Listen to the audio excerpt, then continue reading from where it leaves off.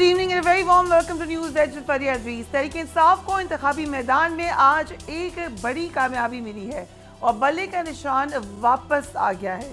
Peshawar high court के 2 रुकनी bench ने आज बल्ले का निशान तहरीक इंसाफ से छीनने का इलेक्शन कमीशन का फैसला कल अदम करार दे दिया है। पेशावर हाई कोर्ट के फैसले के बाद तहरीक इंसाफ को इलेक्शन से कबल हम कह सकते हैं कि एक बड़ी पॉलिटिकल विक्ट्री ज़रूर मिल गई है।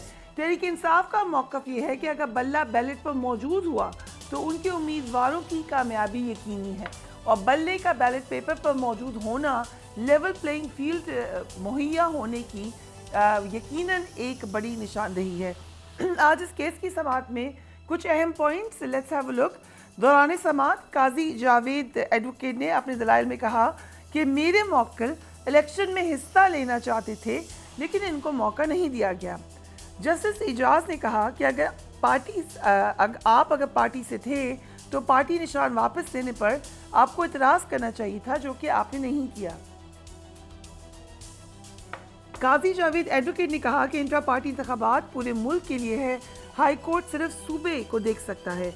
जस्टिस अरशद ने इस्तफसार किया कि इंट्रा पार्टी इलेक्शन पेशावर में हुआ तो यहाँ पर कैसे केस नहीं कर सकते।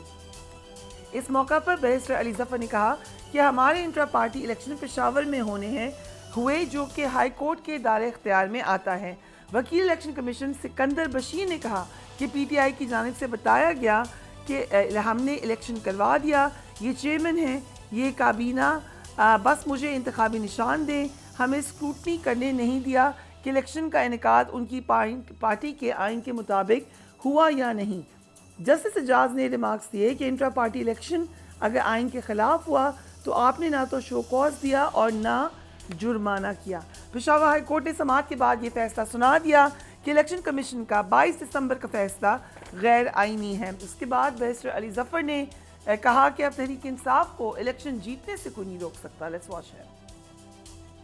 इलेक्शन कमीशन ऑफ पाकिस्तान ने जो सिंबल बैट का पीटीआई से दिया था उस ऑर्डर को कलअदम करार दे दिया है और साथ ये कहा है कि फिल फॉर जो बैट सिंबल है पीटीआई को वापस दिया जाए। इसके बाद पीटीआई को ये इलेक्शन जीतने से कोई नहीं रोक सकेगा। आज के दिन सिंबल पीटीआई का है। इलेक्शन कमीशन ऑफ पाकिस्तान जो है वो एक तरह से हमारा मुखालिफ बन गया है। चेयरमैन तहरीक इंसाफ गौहर खान ने ऐलान किया है कि कल पार्टी टिकट्स जारी कर दिए जाएंगे। Let's watch it. और अगर ये निशान रिस्टोर न होता तो 227 रिजर्व सीटें हमारी चली जाती, जो करप्शन के लिए पहला स्टेप हो जाता। कल हम अनाउंस करेंगे अपने टिकटों का। इंशाअल्लाह ताला पाकिस्तान के हर कंस्टिट्यूएंसी पे हमारा कैंडिडेट होगा। पूरे पाकिस्तान के टिकटों का आपके साथ एक साथ ऐलान होगा और कुछ नाम ऐसे है कि जिनको मैं टिकट इश्यू करूंगा तो आप इंशाअल्लाह ताला वो आपके साथ शेयर करेंगे जब मैं टिकट साइन करूंगा। इंशाअल्लाह वो किसका नाम पहला हो। Doctor Babar Awan, thank you so much for joining us in the program. बल्ले का इंतखाबी निशान एक बार फिर पीटीआई को मिल चुका है, लेकिन अकबर एस बाबर ने ये कहा है कि सुप्रीम कोर्ट में इसको चैलेंज कर दिया जाएगा। कुछ लोग जो बड़ा प्रिडिक्ट करते हैं आपकी पार्टी के हवाले से बुरी खबरें, लेट्स से दैट, और वो बुरी खबरें ठीक भी साबित हो जाती हैं, वो ये वार्न कर रहे हैं कि ये अभी आपका परमानेंट हैप्पीनेस का मौका नहीं आया। Legally is it possible? Thank you very much Fariya. पहली बात यह है कि इसके 3 rounds have already taken place. पहला राउंड जो हुआ था उसमें हमें बल्ला मिला था। दूसरे राउंड में एक सिंगल बेंच ने बल्ला वापस ले लिया था और सस्पेंड कर दिया था जो स्टे ऑर्डर था हमारे हक में। उसके बाद फिर आज डिवीजन बेंच बैठा है जो उसमें 2 मेंबरान थे, उन्होंने बल्ला वापस किया। सबसे पहले मैं पाकिस्तान के वोटर्स को मुबारकबाद देना चाहता हूँ जो बल्ले को और इमरान खान को पाकिस्तान के इलेक्शन में देखना चाहते हैं। और ये सिंबलिज्म था। ये सिंबल अगर एक हल्के में 10 उम्मीदवार हैं, किसी 14 जिस तरह उम्मीदवार होंगे, लाहौर से फर्ज करें, पेशावर से कोई 5-6 होंगे, इस्लामाबाद से 3 होंगे, तो वहाँ अलग-अलग सिंबल्स होते तो उससे जो वोटर है उसको कंफ्यूजन का एक खास लेवल के ऊपर शिकार हो सकते थे। तो सिंबल इसलिए रखा जाता है कि जो लोग पढ़ना लिखना नहीं जानते वो सिंबल को वोट डालते हैं, उसके ऊपर जाके मोहर लगाते हैं। तो ये एक बुनियादी इंसाफ का तकाजा पूरा हुआ है और इखलाकी फतह और सियासी फतह है और पार्लिमानी फतह है पाकिस्तान तहरीक इंसाफ की। इंशाअल्लाह इसका अगला स्टेप ये होगा कि इमरान खान को भी इजाज़त देनी चाहिए कि वो इलेक्शन में आए और इंशाअल्लाह वो आप देखेंगी कि अल्लाह ताला वो वक्त लाएगा बहुत जल्द जब वो पार्लियामेंट के अंदर होंगे। दूसरा जो इसका पहलू है वो ये है कि आपने कहा कि जी कोई इसको चैलेंज करना चाहता है। आज जो रिमार्क्स हैं आपने सुने हैं, ये कौन लोग हैं जो चैलेंज कर रहे हैं? इनका तो कोई पार्टी के साथ ताल्लुक नहीं है। ये पार्टी में थे, पार्टी में से जो एक दफा चला जाता है तो उसकी अपनी मर्जी नहीं होती कि मैं पार्टी के साथ लटका हुआ हूँ ट्रक के पीछे और मैं हवा में उड़ता जाए, मेरा लाल दुपट्टा बन के पीछे मैं लटका रहूंगा। खुद ख्याल करना चाहिए कि जब पार्टी आपने छोड़ दी, पार्टी ने आपको छोड़ दिया, तो उसके बाद ग्रेस शो करनी चाहिए। ये मुख्तलिफ डेपुटेशनिस्ट, इनको मैं कहता हूँ, डेपुटेशन पे आए हुए लोग हैं जो मुख्तलिफ लिटिगेशन कर रहे हैं। और आज एक सवाल उन्होंने किया कि ये साहब कौन है, उन्होंने कहा जी ये साहब मुहिब्बे वतन है। तो जजेस ने बड़ा सीरियस होकर कहा, not on the lighter note, कि ये मुहिब्बे वतन एक तो दरियाफ्त हो गया, उसको जरा हमसे भी मिलवाइएगा। वो क्योंकि यहाँ पे है नहीं डॉक्टर एस बाबर, सो अगर वो कभी इसका देना चाहें जवाब तो this platform is here, but अभी वो यहाँ पर नहीं है। My question is only about the legal aspect. I can see moral high ground पे या आपकी पार्टी की एफिलिएशन के पॉइंट ऑफ व्यू से या जजेस के कमेंट्स की रोशनी में, पर लीगली कोई उनको रोक तो नहीं सकता चैलेंज करने से, या रोक सकते हैं? देखें, एक लीगली टर्मिनोलॉजी है जिसको कहते हैं फ्रिवलेस लिटिगेशन, के फजूल बेसूद लिटिगेशन। उनकी अपनी ना कोई किसी जगह पे कोई उम्मीदवार है, ना कोई उनकी पॉलिटिकल कोई स्टैंडिंग है किसी जगह के ऊपर, तो वो एक बड़ी पार्टी को ये कहते हैं कि इसको इस बुनियाद के ऊपर कि हम राजी नहीं है किसी बात पे, इसको निकाल दिया जाए। ये इस तरह से नहीं है। इसके पीछे नवाज शरीफ की विश लिस्ट भी मौजूद है। इसके पीछे बहुत सारे फैक्टर्स थे जिनकी वजह से ये लिटिगेशन काफी अरसे से चलाई जा रही है।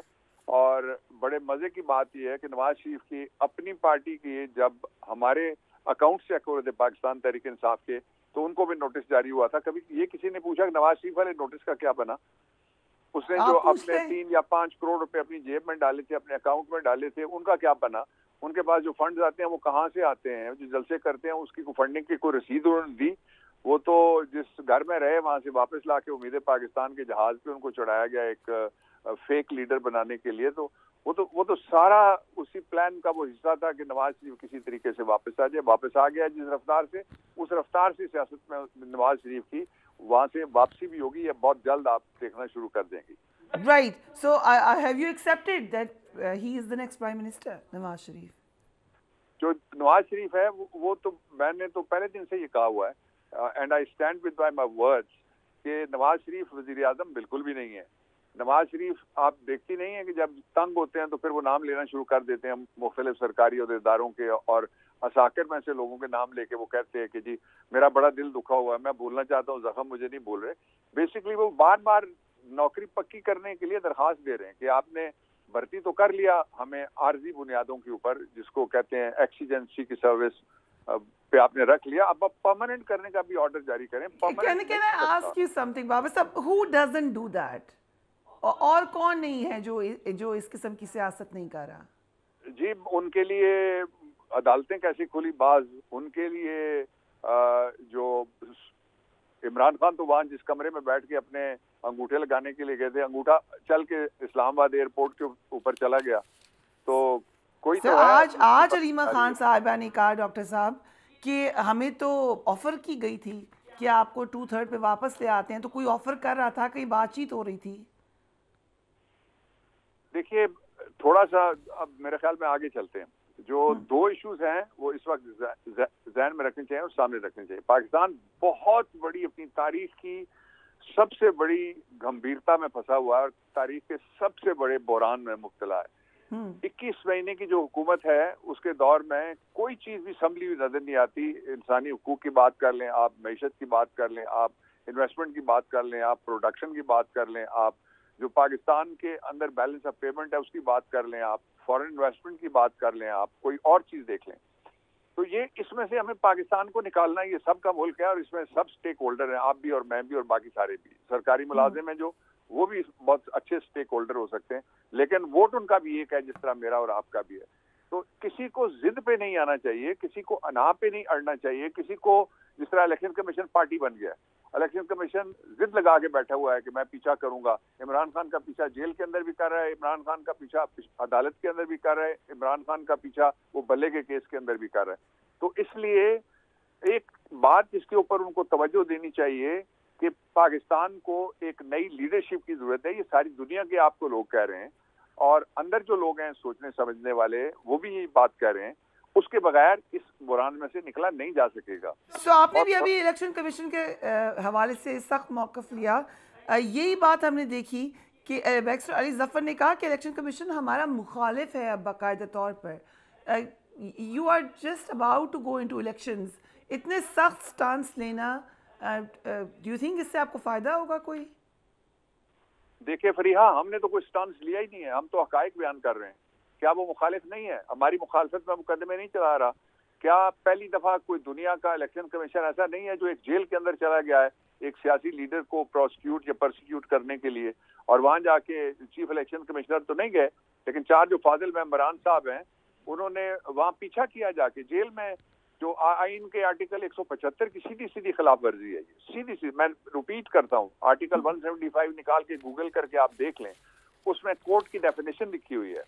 और जो लॉ है वो ये कहता है, जिसके नीचे ये वहां जाके बैठे हैं, वो क्रिमिनल कोर्ट किसी जगह से एक जगह से उठा के दूसरी जगह बिठाई जा सकती है। अगर अपने आप को वो नोटिफिकेशन करके कहें हम क्रिमिनल कोर्ट हैं, तो फिर हम उसको नोटिफिकेशन को लेके जाएं अदालत में कि आइन की खिलाफवर्जी किस तरह से कर रहे हैं। 175 की ब्लेटेंट वायलेशन की जा रही है। इसलिए ना अली जफर ने कुछ कहा है, ना बाबर अवान ने, और ना इमरान खान को कुछ कह रहा है, ना बैरिस्टर गौर कुछ कह रहा है। ये तो वो खुद सारी जगह खुद जाके फरीक बने हुए हैं इमरान खान के खिलाफ मुकदमों में, जो इनका काम नहीं है। बेसिकली इलेक्शन कमीशन को चाहिए कि वो इलेक्शन करवाए। पार्टी किसी का इलेक्शन रुकवाने में उनको कोई इस्तेमाल करना चाहे तो उनको बताना चाहिए कौम को कि उनके ऊपर क्या प्रेशर है। बाबा साहब, आप कॉन्टेस्ट कर रहे हैं पीटीआई के टिकट पर? इमरान खान जिसको टिकट देंगे, हम सारे के सारे उसके पीछे खड़े होंगे। पार्टी पूरी तरह से मुत्तहिद है इमरान खान की क़यादत में, और टिकट डजंट मैटर। असल चीज जिस मकसद के लिए इमरान खान जेल के अंदर बैठा हुआ है, हम रूल रहे हैं इतने अरसे से रिजीम चेंज के बाद, वो मकसद इस टिकटों से और छोटी मोटी सीटों से और ओहदों से बड़ा है। और वो मकसद ये है कि पाकिस्तान को एक कॉन्स्टिट्यूशनल डेमोक्रेसी बनाया जाए और पाकिस्तान की वो तौकीर जो बैनुल अक़वामी थी उसको वापस लाया जाए, और पाकिस्तान का जो आम आदमी है जिसके लिए इमरान खान ने लंगर खाने खोले थे, जिसके लिए इमरान खान ने हेल्थ कार्ड जारी किया था और 200 के करीब प्रोजेक्ट छोटे बड़े हमने शुरू किए थे, वो वापस लाए जाएं ताकि लोगों की जिंदगी आसान हो सके। अबाउट बानी चेयरमैन, उनके कागजात नामजदगी आज अपीलेट ट्राइब्यूनल से भी मुस्तरद हो गए। आप वो हाई कोर्ट में पिटिशन दायर करेंगे या नाउ इट्स फाइनल कि वो नहीं लड़ रही है इलेक्शन? मैं सुप्रीम कोर्ट ऑफ पाकिस्तान से गुजारिश करना चाहता हूँ, पिटिशन हमारी पेंडिंग है कि जो एक कोई टिपोग्राफिकल मिस्टेक हो गई थी जब बेल पे रिहा किया गया था, वो खत्म हो तो वो इलेक्शन लड़ने के काबिल हो जाएंगे। फर्ज करें वो मुझे किसी जगह से टिकट देते हैं और कहते हैं कि बाबर आप यहाँ से इलेक्शन लड़ें, तो मैं पहला आदमी हूँ जो वो इस शर्त पे मैं टिकट कबूल करूंगा कि जो ही आपको मौका मिलता है कि आप इलेक्शन लड़ें, मैं उनके लिए सीट खाली कर दूंगा। राइट, डॉक्टर बाबर अवान हमें ज्वाइन करे थे। Thank you so much doctor sahab for being on the programme हमारे साथ। हमने देखा इस वक्त कि पीटीआई को जो मोमेंटरीली रिलीफ मिला है, इसके बाद क्या इलेक्शन का मंजरनामा तब्दील होने जा रहा है। बड़ी देर से लेवल प्लेइंग फील्ड की बात हुई थी, पहले पीपल्स पार्टी ने की। पीपल्स पार्टी आज ये कह रही है कि हम अकेले कैंपेन करते हुए नजर आ रहे हैं। बिलावल भुट्टो साहब ने ये बात की, पीएमएलएन ने अनाउंस कर दिया है अपनी कैंपेन के हवाले से। क्या आप हम पीटीआई को भी मैदान में उसी तरीके से उतरते हुए देखेंगे? इस पे बात करेंगे। हमारे साथ मौजूद हैं Raza Haroon sahab and doctor Asif Kirmani. Thank you so much gentleman for being on the programme. I start with you Raza Haroon sahab. एक तो यस, आप पीपल्स पार्टी का हिस्सा बने हैं, सो कंग्रेचुलेशंस फॉर दैट। इससे कबल आप एमक्यूएम और पीएसपी का हिस्सा रहे हैं और उन दोनों की सियासत एब्सोल्युटली पीपल्स पार्टी मुखालिफ थी। How do you explain your ideological inclination now? It was not actually against a political party, issue based और event based मुखालफत या opposition हुआ करती थी। आप ये देखें कि अगर मुखालफत होती रहती और ये दोनों में अगर कोई reconciliation मफाहमत नहीं होती तो कम से कम 4 दफ़ा इनकी कोलिशन नहीं बनी होती। 88 में बनी, 2008 से 2013 में बनी, 2014 में यही पार्टी दोबारा उनके साथ कोलिशन में गई, और फिर पीडीएम और ये जो सब वोट ऑफ नो कॉन्फिडेंस का हुआ है, तो उसके बाद जो गवर्नमेंट बनी है उसमें फिर उन्होंने उनके साथ कॉन्ट्रैक्ट भी किया, एग्रीमेंट भी साइन किया और गवर्नमेंट में भी गए। सो एज सच मुखालफत आइडियोलॉजिकल के बेस पे सियासी नज़रियात की बुनियाद पर तो थी, लेकिन कोई पार्टी बेस्ड मुखालफत कभी भी नहीं रही।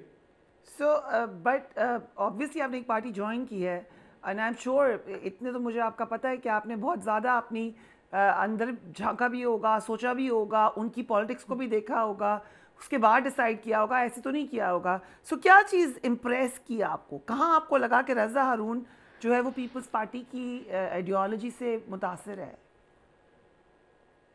देखिए, सबसे पहली बात तो ये है कि पीपल्स पार्टी एक नेशनल लेवल की पॉलिटिकल पार्टी है। पीपल्स पार्टी प्रोविंशियल लेवल पे भी सिंध की सबसे बड़ी जमात है। कराची में उनका मेयर मौजूद है, यानी लोकल गवर्नमेंट उनके पास है। हैदराबाद में लोकल गवर्नमेंट उनके पास है। सिंध के ज़्यादातर अर्बन सेंटर्स में लोकल गवर्नमेंट में लोगों ने उनको इलेक्ट किया है।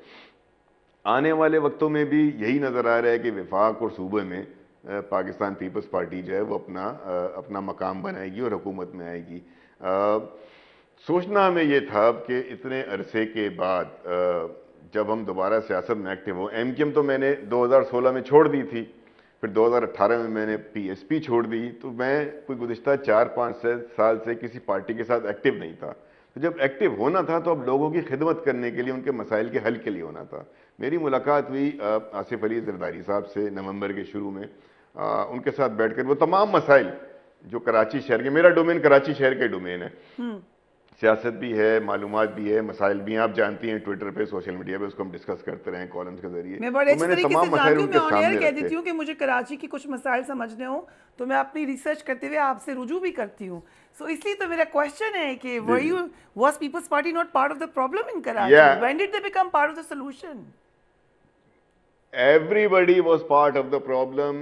किसी का शेयर ज्यादा है, किसी का कम है। क्या एमकेएम पिछले 15 साल से गवर्नमेंट का हिस्सा नहीं है? 15 साल से एमकेएम खुद भी तो इसी गवर्नमेंट का हिस्सा है। उनके गवर्नर्स बैठे हुए हैं। 2008 से 13 में उनकी कोalition पार्टी रही, 2014 में फिर ज्वाइन किया।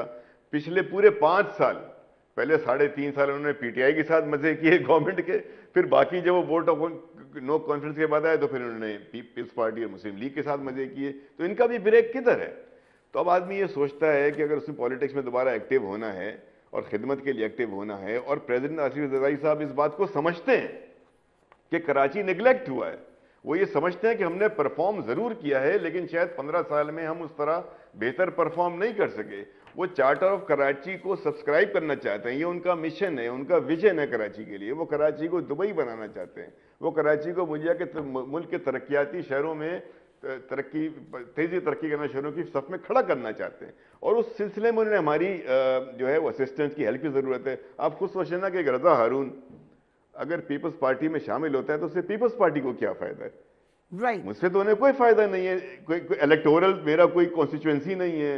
मैं मेयर उनका यहाँ आ चुका है, प्रोविंशियल गवर्नमेंट मेरे बगैर भी वो बनाएंगे। तो मुझसे बात करना ही अस खुद जरदारी साहब की संजीदगी का, बिलावल भुट्टो साहब की संजीदगी का और कराची के मसाइल के हल में उनके अज़म का इज़हार करता है। और हम उसमें उसका साथ इसलिए देंगे कि हम भी यही चाहते हैं कि कराची की जो महरूमियाँ हैं, जो कराची नज़रअंदाज हो गया है, अगर उसमें हमारा कोई रोल बनता है जो active, pragmatic is the key word. Emotional और आइडियोलॉजिकल तो एक तरफ रखें, प्रैग्मेटिक तरीके से अगर हम शहर की खिदमत कर सकते हैं उनके साथ मिलकर, तो उसके लिए हमारी खिदमत हाजिर है। ओके, इस पर भी मेरे पास बहुत सारे सवाल आते हैं, but let me welcome doctor Asif Karmani. Thank you so much doctor sahab, and thank you so much for being so patient. आप काफ़ी देर से हमारी बात सुन रहे हैं। डॉक्टर साहब, आपने मेरे प्रोग्राम में ये बात की थी कि यू बिलीव के लेवल प्लेइंग फील्ड मिलनी चाहिए। बल्ले के निशान के हवाले से भी आपने एक इसी किस्म की स्टेटमेंट दी थी। पॉलिटिक्स से आपने सुपीरियर पॉलिटिकल स्टेटमेंट दी थी एल से। अब जबकि बल्ले का निशान मिल गया है पीटीआई को, पीएमएलएन के लिए क्या चैलेंज होने जा रहा है पंजाब में?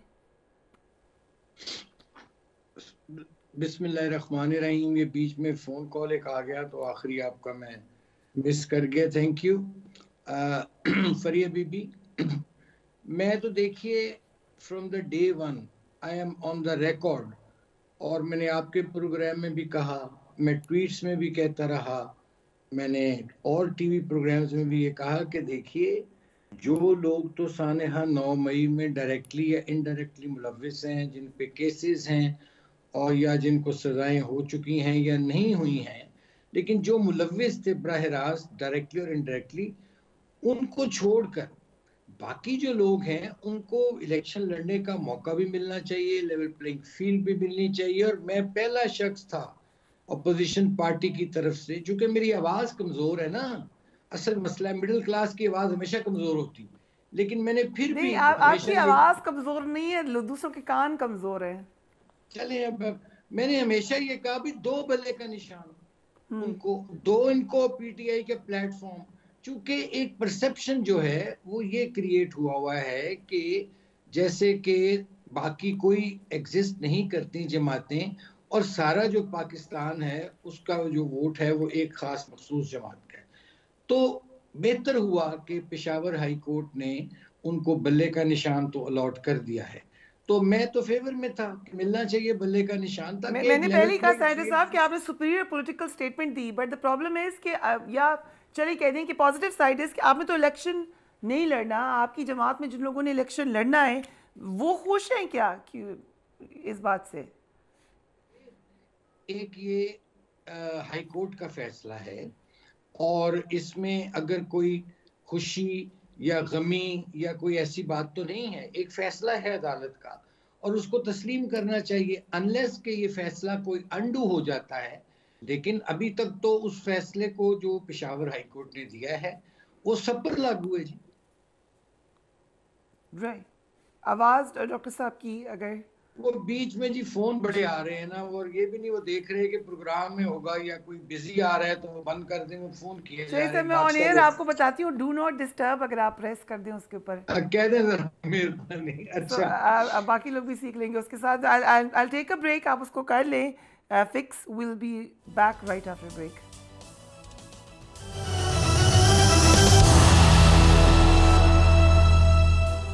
And welcome back. अब हम कह सकते हैं कि मुल्क में आम इंतखाबात की फिजा बनती दिखाई दे रही है, सियासी जमातें अपने अपने उम्मीदवार मैदान में उतार रही हैं। अभी थोड़ी देर पहले PMLN ने अपने पिंडी डिस्ट्रिक्ट के जो उम्मीदवार हैं जिनको टिकट मिल गया है उनके नाम अनाउंस कर दिए हैं। इम्कान है कि इंतखाबी निशान अलॉट होते ही जो हम बार बार कहते हैं कि कैंपेन में वो तेज़ी नहीं है वो आएगी, और जैसा इलेक्शन का बाकायदा माहौल होता है, जो फ़िज़ा होती है वो बनना शुरू हो जाएगी। पीपल्स पार्टी के चेयरमैन बिलावल भुट्टो ने आज लाहौर में अपने इंतखाबी हल्के NA 127 में वर्कर्स कन्वेंशन किया। बड़ी इंटरेस्टिंग स्टेटमेंट दी उन्होंने, PMLN को काफ़ी तनकीद की। Let's watch it. पंजाब को और लाहौर को बता दे कि हम तो मैदान में उतर चुके हैं। सुना था कि यहाँ मुस्लिम लीग नून का राज है, वो तो नजर नहीं आते। दूसरा सुना था लाहौर में PTI का बड़ा जोर है, PTI वाले नजर आ रहे हैं तो पाकिस्तान पीपल्स पार्टी लाहौर में भी इलेक्शंस के लिए तैयार है। अवामी मुस्लिम लीग के सरबराह शेख रशीद ने कहा है कि आइंदा 3 रोज में मुल्क की सियासत खुलकर सामने आ जाएगी। उन्हें भी देखिए। पाकिस्तान की सियासत पहली दफा मेरी समझ से बाहर है और मेरा ख्याल है ये 3 दिन बड़े अहम है। 13 तारीख तक सियासत के बादल छट जाएंगे और सियासत खुलकर सामने आ जाएगी। रज़ा हारून साहब बिलावल भुट्टो की स्टेटमेंट पे फिर आ जाते हैं। अब you now represent Peoples Party, उन्हीं का ग्राउंड पे नून लीग और PTI नज़र नहीं आ रही। रीज़न क्या आपके ख्याल में इसकी है? PTI क्यों नहीं नज़र आ रही? PMLN क्यों नहीं नज़र आ रही?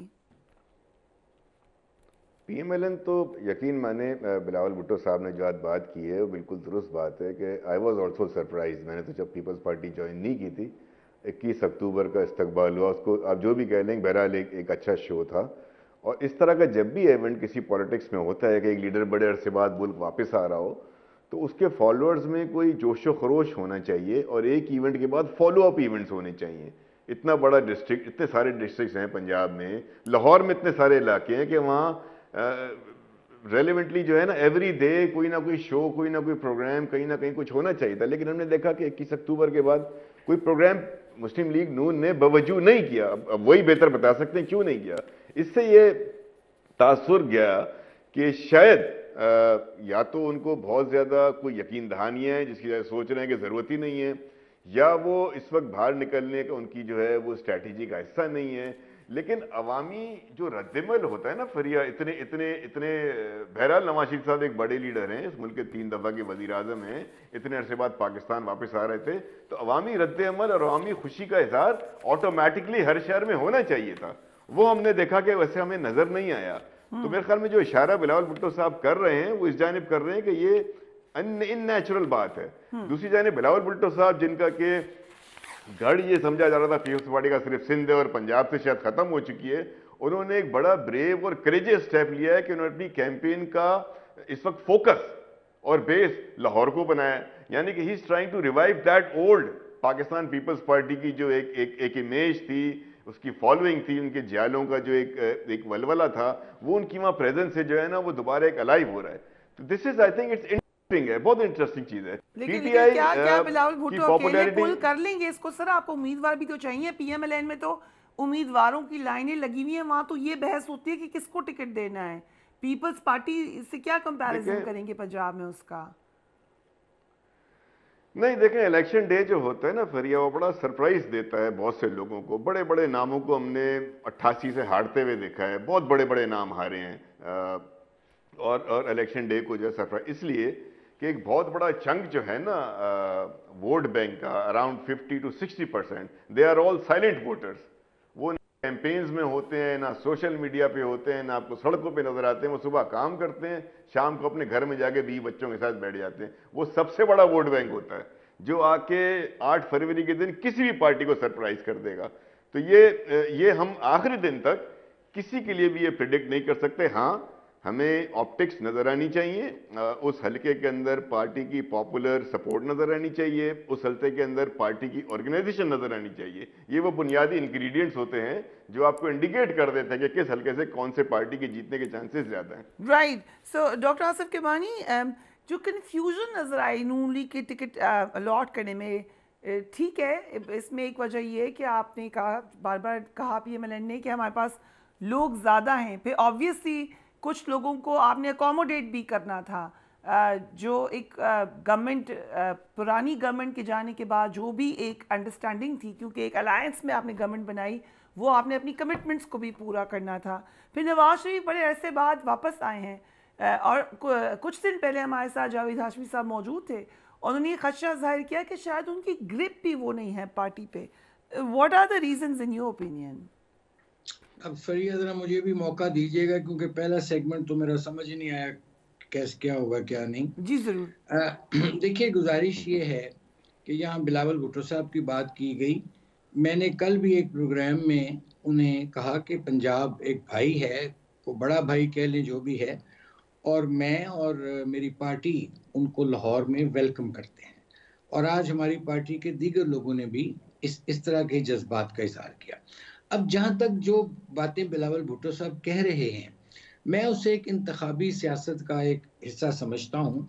जाहिर है उन्होंने कुछ तो बेचना है, वरना यही बिलावल भुट्टो साहब थे जो पीडीएम की गवर्नमेंट में जब शामिल थे तो यही कहते थे कि काश मेरे अभी मोहतरम भाई रज़ा उन्होंने कहा कि वो कराची का चार्टर करना चाहते हैं, तो उस वक्त तो बिलावल भुट्टो साहब फरमाते होते थे, अभी कल की बात है, कि जी काश शहबाज स्पीड जो है वो कराची में भी आ जाए। खैर, तो ये जो गुफ्तगू हो रही है ये सारी ये इलेक्शंस में होती हैं ऐसी बातें, और जाहिर है अगर इलेक्शन में नहीं होंगी तो ये जाके कहीं जुमे की नमाज के वक्त तो नहीं ऐसी बातें होंगी। This is part of election campaign. अच्छा, अब आ गई आपकी बात कि जी मियाँ साहब, जाहिर है मियाँ साहब 4 साल बाद वापस तशरीफ लाए और एक भरपूर जलसा मीनारे पाकिस्तान में हुआ अल्हम्दुलिल्लाह, और पाकिस्तान के कोनों कोने से लोग वहाँ आए, उसमें उन्होंने शिरकत की। अब हमारा मसला ये था, जैसे आपने और लाइटर नोट क्या इतना थक गए लोग शिरकत करके कि फिर दोबारा सोचा कि अब इनको टाइम दें थोड़ा।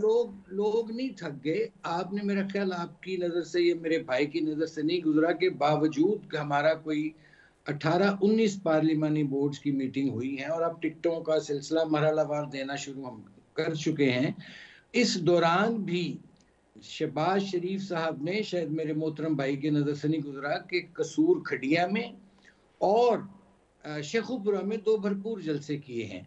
अब जाहिर है कि प्रेशर इतना था, एक एक हल्के पे हमें 10-10, 12-12, 13-13 उम्मीदवार थे, उनको डिसाइड करना है। कुछ पार्टियों से सीट एडजस्टमेंट के मामलात की बात भी चल रही थी।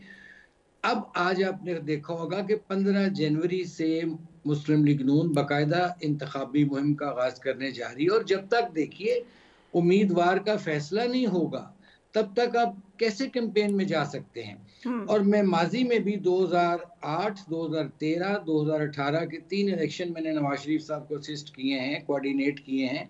हमेशा नवाज शरीफ साहब और PMLN की कैंपेन होती थी जो वो 2-3 हफ्ते पहले शुरू होती थी। तो मैं नहीं समझता कि वी आर लेट। हाँ, इसमें ये जरूर एक हमें चाहिए था कि आपको या मेरे भाई को बात करने का ना मौका मिलता कि इस दौरान कुछ लोगों को डेलीगेट कर देते कि जाके PMLN का इन जनरल मैसेज या पैगाम या जो भी वो देते। अब मंशूर भी हमारा, मेरा ख्याल, मैं उम्मीद कर रहा था कि आज या कल में वो आ जाएगा, मंशूर आ जाए, हतमी उम्मीदवारों की हो जाए, तो 15 जनवरी से मुस्लिम लीग नून अपनी इंतखाबी मुहिम का बाकायदा आगाज करने जा रही है। डॉक्टर साहब, थोड़ा सा आपने कहा आप तो पुराने साथी हैं, साथ साथ रहे हैं, थोड़ी सी नॉनचैलेंस नहीं नजर आ रही? ऐसे लग रहा है कि यू ऑलमोस्ट बिलीव कि हम जीते हुए इलेक्शन। ओवर कॉन्फिडेंस का है, कॉम्प्लेसेंसी का है, नॉनचैलेंस का है, क्या कहें? नहीं, मैं आपको एक अर्ज करूं, to be very honest with you, ये भी एक पार्ट ऑफ इलेक्शन कैंपेन होती है कि दूसरे को आप एक डिफेंसिव पे लाने के लिए इस किस्म की बातें करें। लेकिन मैं ये समझता हूँ कि ख़ुसूसन सोशल मीडिया के आने के बाद पाकिस्तान के अवाम बहुत बाशऊर हो चुके हैं, और इस मरतबा जो इलेक्शन होगा 8 फरवरी को, मेरी ये जाती राय है कि वो प्रोपेगेंडे की बेस पे नहीं होगा, वो किसी इल्जामात की सियासत की बेस पर लोग वोट नहीं डालेंगे, वोट डालेंगे लोग कारकर्दगी देखकर।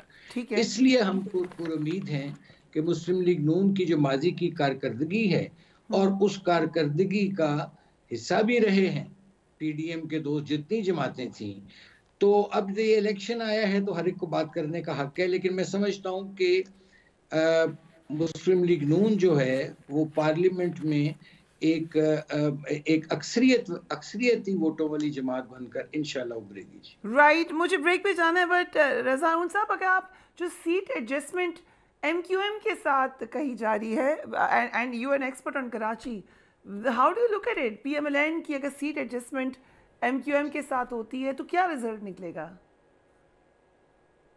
आई डोंट थिंक इट्स मतलब ना तो PMLN को कोई फ़ायदा होना है इससे, ना MQM को फ़ायदा होना है। जो रिवायती सीटें हैं और जिन पर ये सीटें जिसने की बात कर रहे हैं, वहाँ ये इरेलीवेंट है कराची के अंदर, और इस तरीके से पंजाब में MQM का साथ देना किसी भी सीटें मुस्लिम लीग का, ये रेलेवेंट है। ये पॉलिटिकली तो बेनिफिट कर सकता है और फ्यूचर में होने वाली गवर्नमेंट को भी बेनिफिट करता है, लेकिन एक कैच भी है इसके अंदर।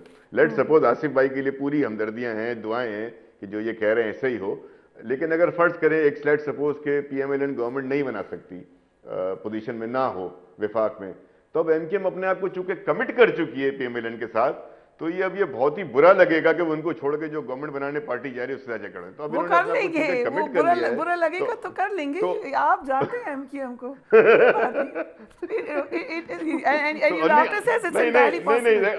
अगर कुछ लोगों को दुश्मनों को बुरा लगेगा, सर लगने दें, कोई बात नहीं।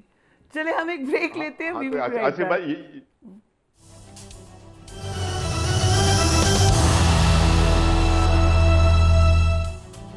And welcome back. दो अहम डेवलपमेंट्स, उनको क्विकली हम उनका जिक्र जरूर करेंगे। सुप्रीम कोर्ट के जज जस्टिस मुज़ाहिर अकबर नकवी ने अपने ओहदे से इस्तीफा दे दिया। उन्होंने अपने इस्तीफा सदर मुमलिकत आरिफ अलवी साहब को भिजवा दिया।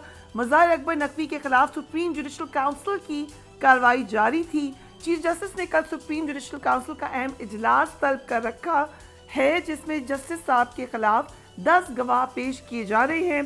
Supreme judicial council justice Mazahar Akbar Naqvi को 2 मरतबा शो कॉज नोटिस भी जारी कर चुकी है। दूसरी तरफ सुप्रीम कोर्ट ऑफ पाकिस्तान ने आज मुल्क में जमहूरियत और जमहूरी रवायत की बालादस्ती पर मबनी एक अहम फैसला सुनाया, जिन्होंने साबिक सदर परवेज़ मुशर्रफ मरहूम को आइन शिकनी के जुर्म में सजाए मौत देने का खुसूसी अदालत का फैसला बरकरार रखा। ये 2 अहम डेवलपमेंट्स भी हुई हैं आज। I come to you doctor Kirwani, coming back to PMLN, ये तो जुडिशल डेवलपमेंट हैं जो हो रही हैं। एक तासुर जो जा रहा है PMLN के हवाले से, आप जो भी कहें, लेकिन एक तासुर ये जा रहा है कि maybe Mian Nawaz Sharif is not going to be the next prime minister, maybe it's going to be Shahbaz Sharif, अगरचे PMLN अपना कैंडिडेट बता चुकी है। एंड ज़्यादा इस पर स्पेकुलेट हुआ जब मुशाहिद हुसैन सैयद साहब ने भी कहा, वो भी पुराने साथी हैं, कि मैं मशवरा देता हूँ मियाँ साहब को कि वो प्रेसिडेंट बन जाएं। How do you comment? देखिए ये सारी जो बातें हैं ना, ये मफरूज़ों पर हैं लोग कर रहे। मैं इस मामले में बड़ा क्लियर हूँ, मैं बड़ा एक प्रैक्टिकल अप्रोच रखने वाला बंदा हूँ। देखिए 8 फरवरी को इलेक्शन होगा। बदकिस्मती से इस वक्त मुझे कहने दीजिए इस मुल्क में काफ़ी अरसे से पावर पॉलिटिक्स हो रही है।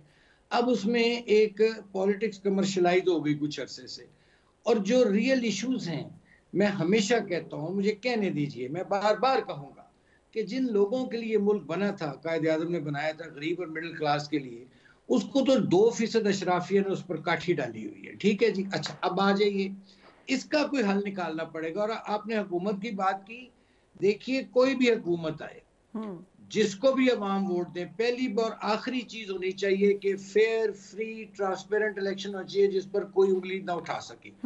जो भी हुकूमत आती है उस हुकूमत को हंगामी तौर पर जो अवाम के, मिडिल क्लास के, गरीब का महंगाई, गुर्बत, बेरोजगारी है, इसको एड्रेस करना पड़ेगा, वरना इस किसी भी इलेक्शन का कोई फायदा नहीं। देखिए जब से पाकिस्तान बना और बिलखसूस चंद दिहाइयों से यहाँ अजीब तमाशा हो रहा है, अमीर अमीर तर हो रहा है, गरीब गरीब तर हो रहा है, और कोई इधर से बात बोली बोल रहा है, कोई बोली बोल रहा है। भाई अवाम की बोली कौन बोलेगा? मेरा तो ये ट्रेजेडी है, माय ट्रेजेडी। जब आप ये कहते हैं तो ये इंक्लूड PMLN के टेन्योर भी गवर्नमेंट के। मैं तमाम जमातों की बात करता हूँ जी, कि पावर इस वक्त पाकिस्तान का एक पोलराइज मुआशरा है। अनफॉर्चुनेटली इसमें एक पावर पॉलिटिक्स हो रही है। अनफॉर्चुनेटली इस पावर पॉलिटिक्स में मनी पॉलिटिक्स है। Where is middle class? ये बड़ी आप जबरदस्त बात कर रहे हैं, आइडियोलॉजिकल बात कर रहे हैं। सो डॉक्टर साहब, you are saying it's irrelevant कि नवाज शरीफ प्रेसिडेंट बने या prime minister, it's irrelevant in this scenario. मैं कहता हूं जी कोई भी कुछ बने, जब तक आप इस मुल्क के, जिन लोगों के लिए ये मुल्क बना था, ये रजा भाई यहाँ बैठे हैं, इनके बड़े भी तो वहां से आए थे ना, ये तो इनके बड़े सारे मुस्लिम लीगी थे, ये तो पता नहीं किधर फिर चले गए। आपको दुख हो रहा है कि PMLN में नहीं आई, ये सीट एडजस्टमेंट ही कर रहे हैं। मैं ये नहीं कह रहा, ही इज मोस्ट वेलकम, मैं नहीं ये कह रहा, मैं और सब्जेक्ट कर रहा हूँ कि हम किन चीजों में उलझ गए हैं। बहरहाल coming back to your question, देखिए इलेक्शन जो से फेयर एंड फ्री होने चाहिए। मुस्लिम लीग नून पर अगर लोग एतमाद करते हैं फाइन, अगर पीपल्स पार्टी पर करते हैं फाइन, अगर किसी और जमात पर करते हैं, PTI पर करते हैं फाइन, लेकिन जिस जमात का भी वज़ीर आज़म बने, मैं एक जनरल स्टेटमेंट दे रहा हूँ, जिसकी भी हुकूमत बने, उसका पहला और अवलीन फर्ज होना चाहिए कि उन महरूम तबकात को जिनकी जिंदगी जीरन हो गई है, यहाँ लोगों के चूल्हे बुझ गए, यहाँ बिजली के बिल नहीं लोगों से दिए जा रहे, लोगों ने अपने बच्चे, आई नो फ्यू फैमिलीज जिन्होंने अपने बच्चे, महंगी तालीम थी, उठा लिए जी।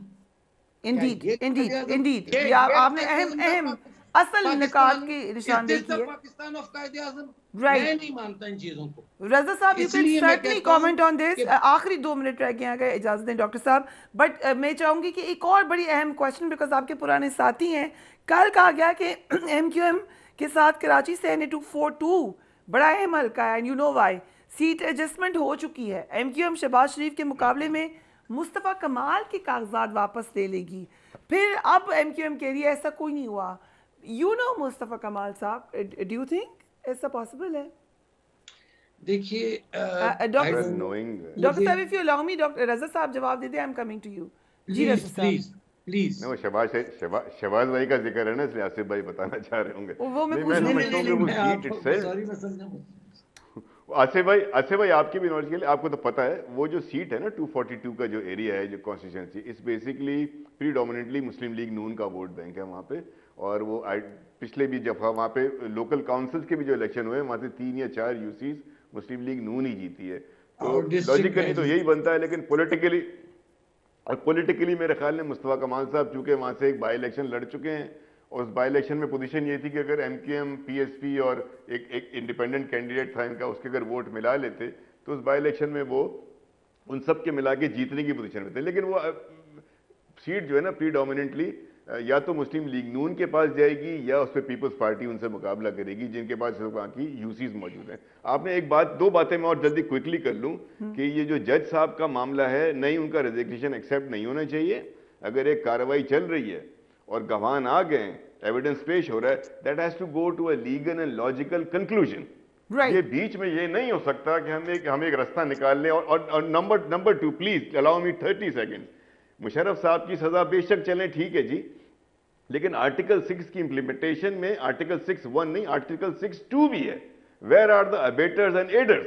किसने उनको परमिट किया, किसने उनको लेजिटिमेसी प्रोवाइड की? वो कोर्ट का जजमेंट किधर है? तो you can not in article 6 साहब आप खुद ही हो जाएंगे उसमें। तो डजंट मैटर, पहले डजंट मैटर, लेकिन आर्टिकल 6 की इंप्लीमेंटेशन सिर्फ 6(1) नहीं है, it has to be implementation with the 6(2) and 6(3) as well. ठीक है, दिस इज माय ठीक है, आपके पॉइंट आ गए। थैंक यू जी डॉक्टर साहब। I have literally 1 last minute. मैं तो बस यही कहूंगा जी, दुआ कीजिए कि ये इलेक्शन जो हैं ये ट्रांसपेरेंट हों, इंडिपेंडेंट हों, फेयर हों, फ्री हों, क्योंकि ये पाकिस्तान इस वक्त जिस नहज पर है, जिस पोलराइजेशन का, नफरत का मुआशरा ये शिकार हो चुका है, हमें नफरतें खत्म करनी है, आपस में भाईचारे को फरोग देना है। और अल्लाह करे कि ये इलेक्शन जो है ये पाकिस्तान के गरीब और मिडिल क्लास के लिए फायदेमंद साबित हो। बट डॉक्टर साहब, ये आई नो आपके तो अपना आइडियोलॉजिकल स्टांस है, लेकिन ये वजह क्या है? ऐसे क्यों लगता है कि पीएमएलएन अपनी ये 16 महीने की हुकूमत को तो मानेगी नहीं? वो तो बिल्कुल ही लवारिस छोड़ दिया आप लोगों ने। नहीं, बिल्कुल क्यों नहीं मानेंगे, मैं मानता हूँ जी। जो हमारे जाहिर है उसमें हमें नुकसान हुआ है, मैंने हमेशा कहा है उसमें। और उसमें 10 सेकंड मुस्लिम लीग नून का नहीं, तमाम बातें जो पीडीएम का हिस्सा थी वो जिम्मेदार हैं। हाँ, एक जरूर क्रेडिट दीजिए, ऐसा ही है आसिफ भाई एक कमेंट करने दीजिएगा। डिफॉल्ट से बचाया, अल्लाह ताला ने वसीला बनाया पीडीएम की गवर्नमेंट को और शहबाज शरीफ को। ये आपका स्टेटमेंट मैंने रिकॉर्ड कर लिया, इस पे मेरे पास बहुत डिटेल है। बट जी रजा साहब, बस मैं कह रहा हूँ जिस तरह 16 महीने का इनका जिक्र किया ना, इसी तरह पीटीआई कभी आपको बुज़दार साहब की गवर्नमेंट का कार्रवाइयों का जिक्र करती नजर नहीं आएगी। वो तो बुज़दार साहब के आप वो तो सुने लाखपति से अरबपति बन गए, सुना है। वो कभी पीटीआई कभी उस दौर का जिक्र नहीं करेगी, कभी नहीं। ये बात I think I accept this कि ये ऐसा ही नजर आए, लेकिन कुछ पता नहीं है कि पीटीआई के बानी चेयरमैन बाहर आके फिर कह दें कि नहीं प्लस थे वो। You never know that. This was on a lighter note. Do take care of yourself. Allah Hafiz.